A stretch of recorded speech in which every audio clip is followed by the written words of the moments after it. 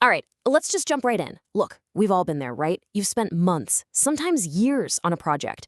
You've poured everything into it. And then you hit the discussion section. It feels like this final, brutal hurdle you just have to get over. But here's the thing. What if we're thinking about it completely wrong? Today, we're going to tear that idea down and show you how to turn that final chapter from a chore into the absolute knockout punch of your paper. So here's what we've got on tap. We'll start by talking about why the discussion section is really where a paper lives or dies. Then we'll get into this cool idea of a contract you have with your reader. After that, we're rolling up our sleeves and getting into the nitty-gritty, the actual architecture of a great contribution. We'll even talk about how to polish it up and, of course, how to avoid those killer mistakes that can sink your whole project. Okay, first things first. Why are we even focusing so much on the discussion? It's because, honestly, this is where your paper's fate is decided. It's the final act. It's the moment of truth. And yet, so many of us, and hey, it's understandable, are just so exhausted by that point that we totally underestimate its power. We just want to get it done. And this quote, man, it just hits the nail on the head, doesn't it? After that whole marathon of collecting data, running analyses, and writing everything up, your brain is just fried. The fuel tank is on empty. It is so tempting to just treat the discussion like, okay, let me just check this box and be done. But giving into that feeling, that's a huge mistake, a strategic error we just can't make. And here's why. This section, it's not just some formality. It is the payoff. This is where you finally get to tell everyone what your findings mean. It's where you connect your work to the bigger conversation, and no exaggeration, where you get to shape the future of your field. If you see it as just another chore, you're missing this massive opportunity to really make your mark. All right, so if the discussion is the payoff, then how do we actually, deliver it? It all starts with a big mental shift. You have to realize that the discussion isn't just one thing. It actually has this dual identity, two jobs it has to do, and getting a handle on that is the absolute key to unlocking its power. See, on one hand, your discussion is an ending. It's supposed to give your reader that satisfying aha moment, finally solving the puzzle you set up way back in the intro.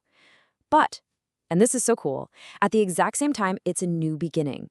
It's the launchpad for what comes next. It recasts how we all think about a topic and kicks off brand new lines of research. The best discussions, they close one door with a solid answer, but they blow open a dozen new doors with exciting new questions. I love this way of thinking about it. Your paper is basically a contract with the reader, right? In the intro, you make a promise. You point to a really interesting puzzle and say, hey, stick with me and I promise I'll solve this for you. So the reader invests their time. They slog through your theory, your methods, your results, all because they trust you. They trust that there's a big payoff coming. The discussion section, that's you making good on your promise. It's where you deliver. So what does fulfilling the contract actually look like on a page?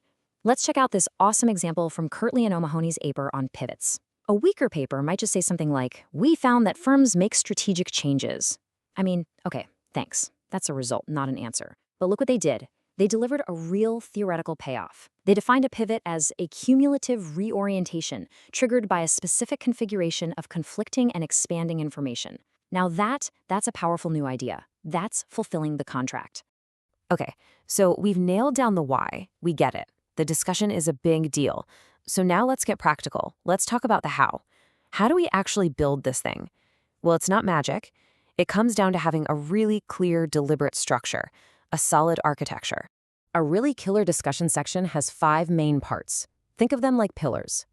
First, you start with a bang. Restate that puzzle from the intro and boom, give them the answer right away. Second, you spell out your theoretical contributions in detail. Third, you explain what this all means for people in the real world, the practical side. Fourth, you handle your limitations like a pro. And fifth, you set the stage for what comes next with some sharp, specific questions for future research. And let's zoom in on that opening move because it's so important. You have to fight every instinct in your body that tells you to start with, well, our results showed that X is related to Y. The reader just read that section. They know the results. Instead, you've got to grab them again. Take them right back to that tension you set up in the intro. And then, right there in the first paragraph, boldly state what you've resolved. Now, when you're talking about your contributions, it's helpful to think in layers. First order is just the basics. Here's what our data shows. But the real magic, the heavy lifting, happens at the second and third levels. The second level is the why. What's the mechanism driving your results? And the third level is the so what. How does this change the whole conversation in your field? So many papers get stuck at that first level and never get to the really exciting stuff, the why. And you can even apply this thinking to a single paragraph. Every big claim you make should follow this kind of 5-step recipe. 1, state your point, loud and clear. 2, back it up with a quick nod to your evidence. 3, show how it fits into what's already out there. Does it support it, challenge it, extend it? 4, and this is the big one, explain the mechanism. And finally, 5, use it as a springboard to suggest what we should look at next. Here's a super common trap to avoid, though. Please do not let your discussion just be a rehash of your theory section. Your theory section was the scaffolding you built to set up your study. The discussion has a totally different job.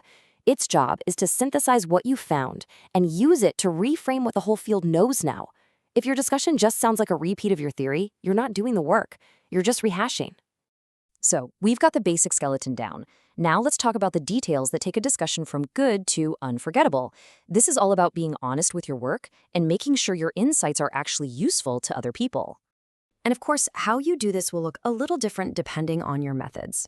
If you're doing a quant study, your discussion is all about weaving together your different hypothesis tests into one big, coherent story. Your results are the evidence. But if you're doing a qualitative study, your findings are the theory. So the discussion becomes your chance to argue for why this new theory you've built is valid, rich, and important. Okay, but what about when your hypotheses don't work out? The urge is to kind of sweep those under the rug, right? Don't do it. A non-finding isn't a failure. It's data. In fact, it's super valuable data. It's a chance to question your own assumptions, to figure out where a theory breaks down, or maybe to tee up a really fascinating puzzle for the next person to tackle. The same level of deep thinking applies to your practical implications too. A weak one is just obvious advice. Managers should listen to their customers. Duh. But a strong implication, like this example from Karp, does something different. It's totally grounded in the new theory from the paper. It gives people a genuinely new, actionable tool that comes directly from your specific contribution. That's powerful. And what about limitations? Everyone has them. Here's a simple 3-step way to handle them. 1, just be honest about it. Name it. 2, put it in context. Explain why your main point still holds up even with that limitation. And 3, this is the pro move. Turn it into a great idea for future research. You're literally turning a potential weakness into a strength. Okay, we've talked a lot about what to do. So for this last part, let's flip it. Let's talk about what not to do. There are 3 big, fatal mistakes that can just completely sink a paper, even a really good one, right at the finish line. Pitfall number 1, and it's the most common by far, is rehashing. This is when you just summarize your results all over again instead of telling us what they mean. Want a quick test? Go read just the first sentence of every paragraph in your discussion. If they're all just stating results, you're probably rehashing. If they're making theoretical claims, you're in good shape. Mistake number 2 is meandering. You know, where the discussion just wanders all over the place. It touches on 5 or 6 different ideas, but never really digs into any of them. The fix here is focus. Seriously, it is so much more powerful to go deep on 2 or 3 main contributions than to just skim the surface of 6. Go for depth, not breadth. And finally, pitfall number 3, overreaching. This is where you get a little carried away and start making these huge, sweeping claims that your data just can't back up. A classic sign of this is when you suddenly introduce a totally new theory in the discussion that you never even mentioned before. Quick rule of thumb, if you're going to use a theory to explain your results, you have to have introduced it earlier in the paper. No surprises.